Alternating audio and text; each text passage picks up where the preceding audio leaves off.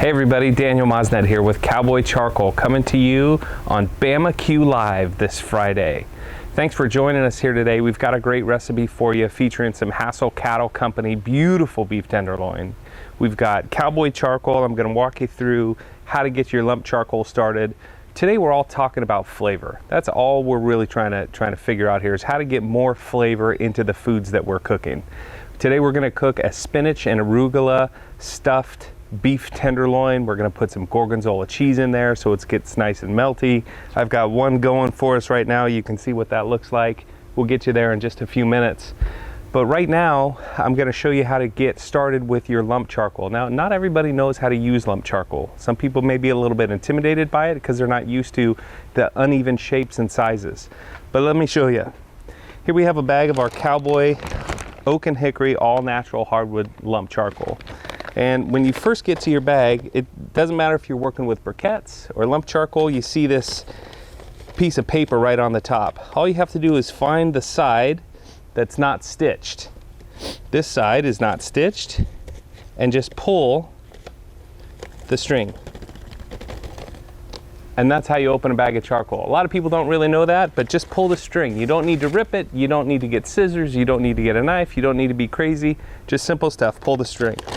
Okay, so now as we look at our lump charcoal, we're looking for pieces, right? We're looking for nice bits, nice pieces, good pieces of oak right here.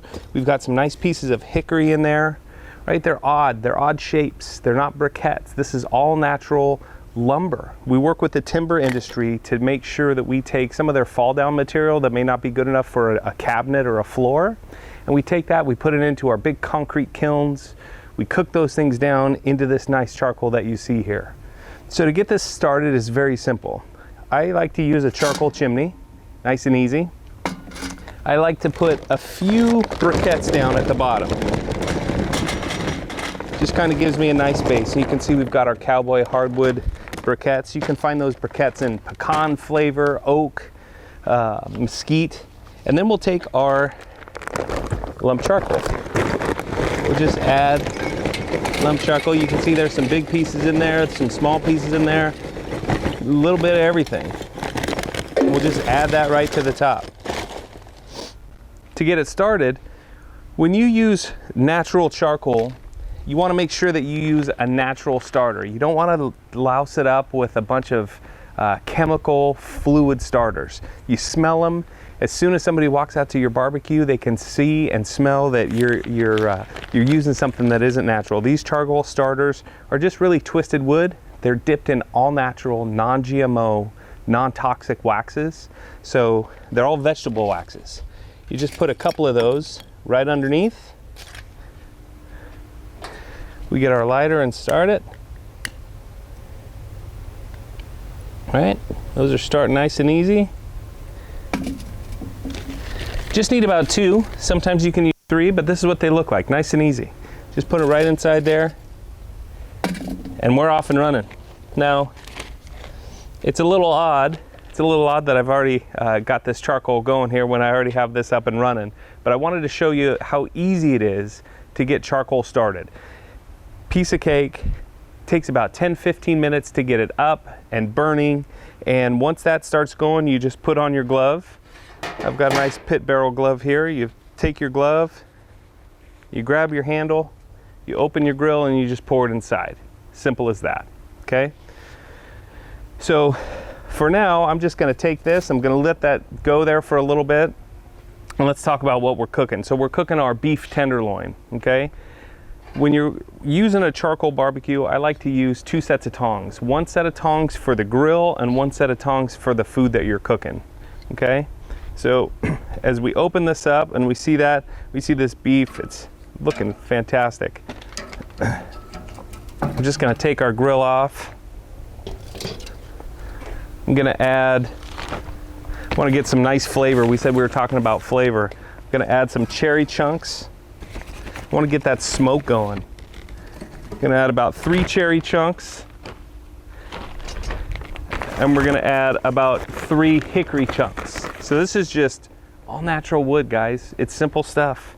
It's been kiln dried and treated with just air. You know, it sits in our kilns. We get that moisture out. We heat it. And now that's not all. The other thing that we're going to add to our grill is some of our garlic and onion Cowboy hardwood briquettes. And again, we're going to do the same thing. We're going to find the end that's not stitched. Looks like it's this end right here. And we're just going to open it up. Pull it right back and pull off the top. Okay, so these are, man, you can smell these. This is just made with real garlic and real onion granules. We put them right into the all natural briquettes. We're going to add a few of those right to the top. I'll tell you what, guys, this smoke, it smells fantastic already, okay? So we've got a lot of different things going on in our grill today. We've got lump charcoal, we've got chunks, we've got hickory chunks. Oh, smell that smoke, it's awesome. We've got hickory chunks, we've got cherry chunks, we've got garlic and onion briquettes, which is making your backyard smell just like when you cook inside and saute onions and garlic.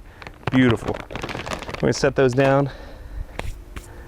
I'm going to grab our grate and put that back on. You can see that flame's getting pretty hot already. Those fires are really popping up there. I'm going to move. I'm going to show you how we get here in just a second. But we're going to just shut this down a little bit. Open our vents up. Whew, boy, that smells good. Okay.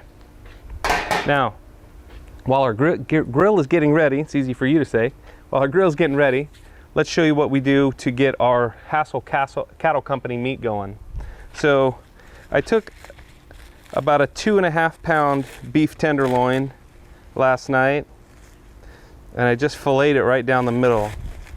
Really simple to do. Let me get my gloves on here before we get started. You know, when you work with great ingredients like Wagyu beef, there's one main thing that you want to ensure. Just don't mess it up. If you just put salt and pepper on it and threw it on the grill, it would taste fantastic, right? So we're going to take our tenderloin, right? We're just going to slice it right down the middle, right?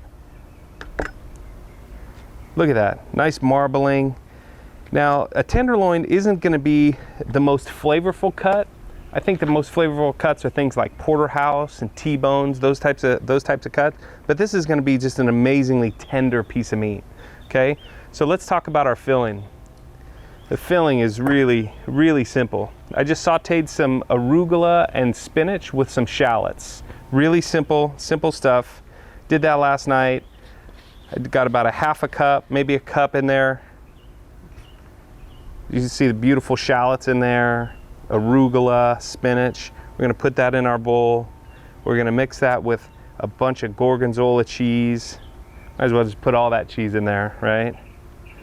You can get crumbled Gorgonzola. You can do it with blue cheese, whatever cheese you like. I like a little bit of breadcrumbs, helps it bind a little bit more, so we're going to bind that a little bit. Maybe about a quarter of a cup to a half a cup, something like that. And we're just going to take this mixture here. We're going to take this mixture and we're just going to mix it all up. Gonna get our hands dirty. We got our other charcoal just about ready to go. I might move that off the set here. We're smoking out. You can see that smoke just billowing out of that Primo. Looks great back there. Look at all that smoke just coming out. All that smoke is just permeating all the way through. Close that down a little bit, get a little bit less air in there. Okay, now you've got this beautiful mixture, right? We're going to go back to our beef tenderloin. Whoa, it's a full bottle of oil. We're going to add just a little bit of oil. Spread that around. Just helps it bind a little bit. You don't want too much. You don't want it to be real greasy. Just want something to help it bind. Okay? We're going to add a little bit of salt to the inside. We're going to add a little bit of pepper to the inside. We're going to take this mixture. Look at that. We're just going to put that right inside. Try to fill it up as much as you can. Now with this, you can do as little or as much as you like. If you don't want a bunch of cheese in there, then don't put a lot of cheese. If you want a little bit more, I love cheese. So we're going to put as much in there as we can. Okay? Once that's done, I'm going to get a little bit of tie-in twine. Little inside joke there. A little bit of twine. We're gonna open up a little bit, cut a piece off. Now there's a lot of butchers out there that are probably gonna laugh at how I'm gonna tie this up. But the main thing is you don't want it to open, right?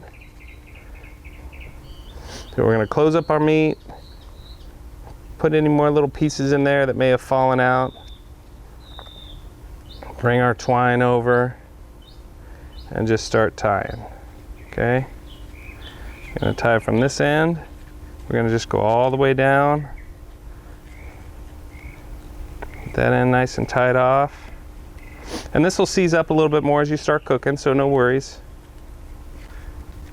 And again, the more you do it, the better you'll get at it. You can leave a little loop on the end if you want.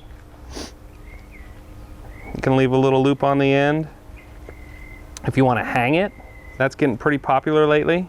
I like to do a couple of loops. I didn't make my string long enough. So if you don't make your string long enough, just cut that piece and get yourself another piece. All right? Use 2 or 3 pieces if you want. You can be fancy and have it all tied up like a nice butcher would have it tied up. Main thing is just to get it tied so that inside doesn't come out.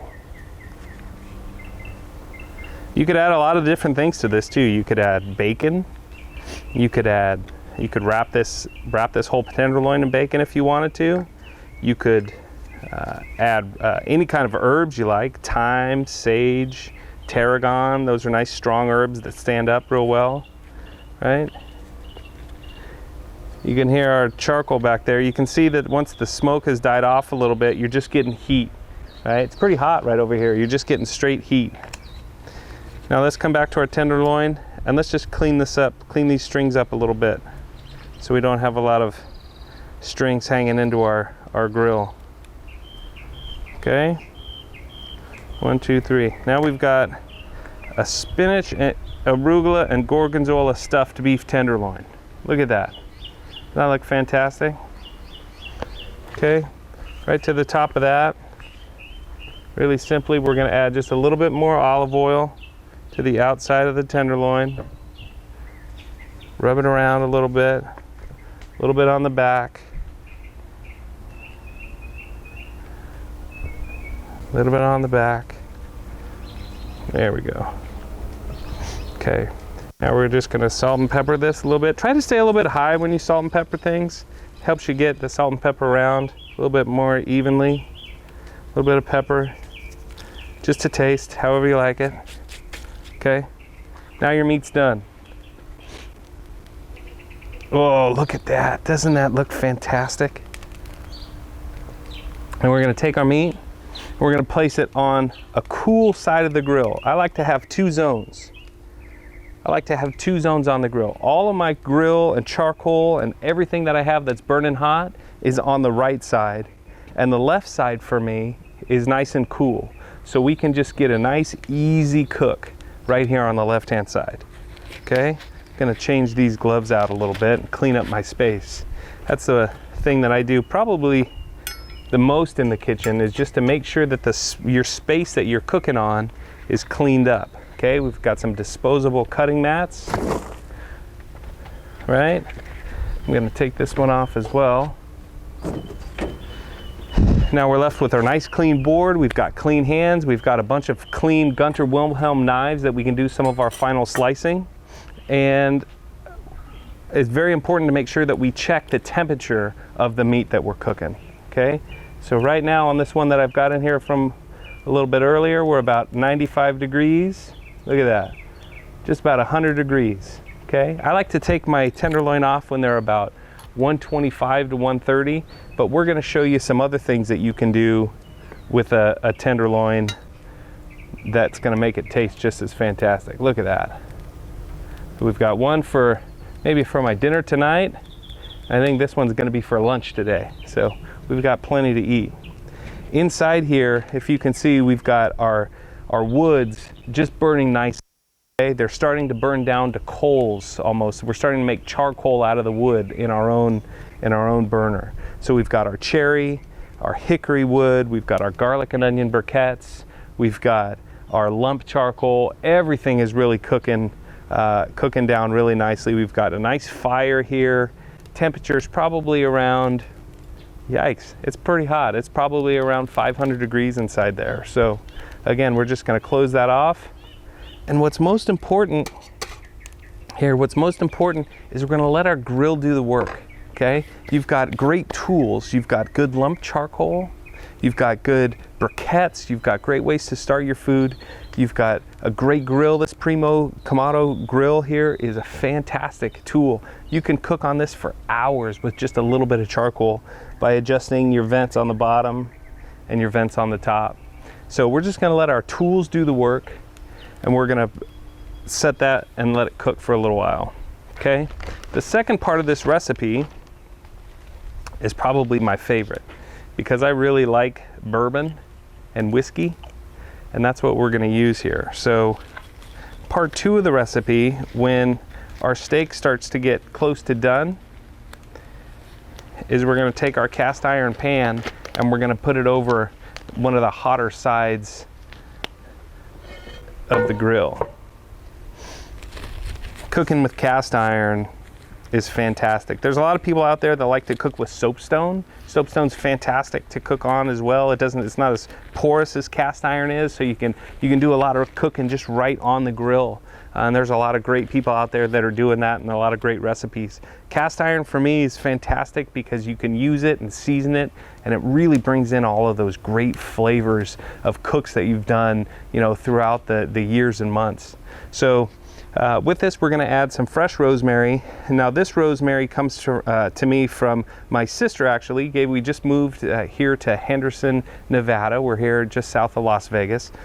Just moved in about a month ago. And my sister came down and she cut a couple of sprigs of our grandparents' rosemary, and she planted it for me and put it in a pot. And this rosemary is, boy, probably 150, maybe even close to 200 years old, this plant. It's a really old plant. It comes from our family, and we've been cooking with it for generations. So it's nice to keep some of those family traditions going.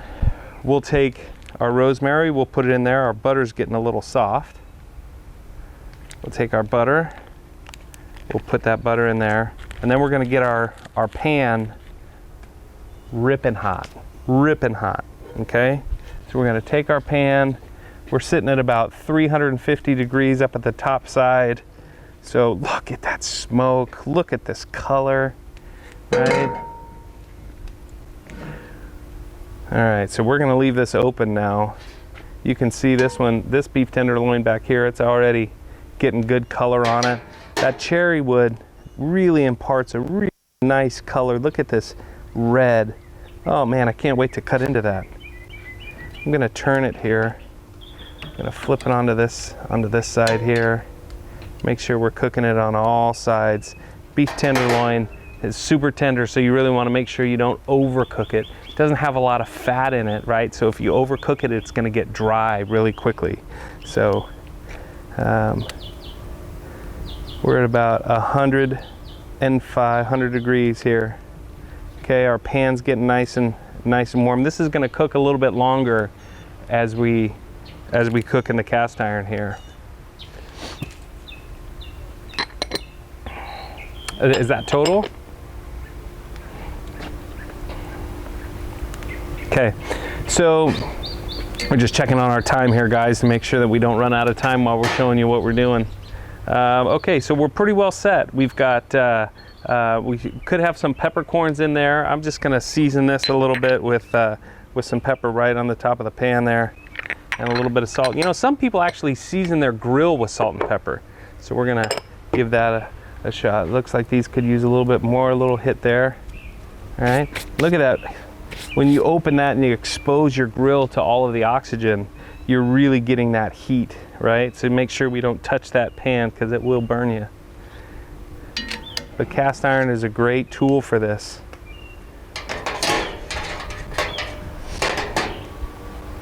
It'd be great if we had a spoon, and then you could just ladle this this butter right over the top of the meat once it comes off. So let's come back to our charcoal here. So everything is burned off. All of the starter has burned off. And when you get, it's been about 20 minutes, you can see our fire's right up about halfway on the charcoal chimney. That's about the perfect time. That's about the perfect time to take your charcoal out of the charcoal chimney and dump it into your grill. Okay, so you want to, it's going to take you about 15 minutes. It'll be lit a little bit earlier than that. It depends on a lot of things. Is it windy outside? Do you have a lot of airflow? Are you in a nice open area? A lot of different factors, but it's going to take you about 15 minutes to get a really good char and a really good burn on all of that charcoal, especially with this natural oak and hickory lump. So oak and hickory lump, the flavors that it imparts is just fantastic. We got a spoon here. You can hear that sizzle. I'm gonna put a glove on here because it's gonna get a little hot. Okay, we'll present this to the camera here a little bit so you can see that rosemary and the butter. All that rosemary flavor smells so good. All that rosemary flavor is just getting into that butter, and then we're just gonna ladle it right over the top of our meat. Guys, if you don't have a heat glove, make sure you go out and get one. They're really important to use. Okay, so as this starts going back, this part's we're gonna get a little bit dangerous. Now we're gonna start to sear this, right? We're starting to get up to temp. We're starting to get close. We want to get a nice crust and a nice sear right on the outside of this meat. And you got that, all of that smoke and heat from that wood just kissing that meat. You can see the smoke. You can see the fire coming up right now. We're gonna let that go for just a minute or two. Then we're gonna flip it over. We're gonna let it hit the other side. And then we're gonna take that whole thing, we're gonna add it to the cast iron pan. Once we add it to the cast iron pan, we're gonna take some of our bourbon and we're gonna add it right to. Be really careful because it's gonna flame up and it's gonna get hot. Hopefully we don't catch this tree on fire. But it's gonna impart, look at that, nice little grill marks right there, searing up nice. Boy, this looks great, guys. With that, I'm gonna keep a couple separate tools here. We're gonna turn this one over, see how we're doing. Not sure where those little guys came from, but we'll get them out of here.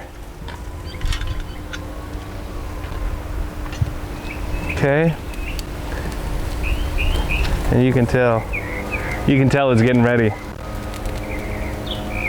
You know, Hassel Cattle, they do such a great job with their American Wagyu. Konnichiwa, y'all, as they say. If you haven't started ordering this product, they've got all kinds of things. Beef jerky, ground hamburger meat, sliders all ready to go. These beautiful tenderloin steaks. Excellent stuff. Oh, you can see those grill marks there. I think we're just about ready. I think we're just about ready with this piece. So we're gonna put this right back into the pan. Hopefully you can hear that. We're gonna add a little bit of our bourbon. Just let that fire burn that alcohol off. Just let that fire burn all of that alcohol, right? We're gonna add a little more there. Oh yeah. That's ripping. That's hot, guys. So the main thing that you have to remember about cooking with fire and cooking with live fire and adding things like alcohol to your grill, if things start to get out of control, what's the main thing that you can do? What's the top number one? All you gotta do is this. Close it. Don't get the water, don't be crazy, don't freak out. I tell my kids all the time, the most important thing to do in the crisis situation is what? Don't panic, okay? Just close the top and you'll be back to good. So we're gonna add some of this juice. We're gonna flip this around. You can see how this is getting all caramelized in there. All caramelized. Had my glove here somewhere. is getting all caramelized. If you want to tip it up a little bit, you can add some of this right to the top. Yeah. Just keep it nice and moist. You don't want anything to dry out. You can see this meat starting to seize up.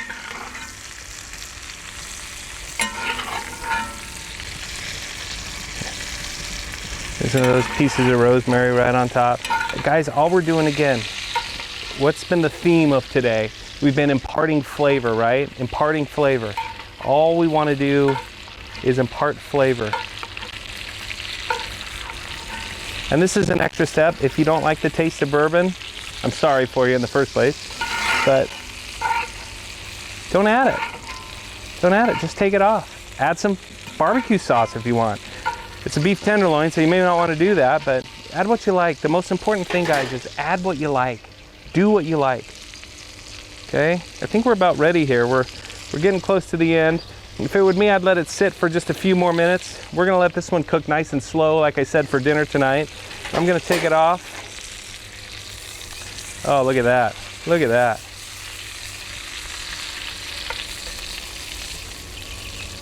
We're gonna take that off. We're gonna put it right on our board. I'll put it up here so you can see it a little bit easier.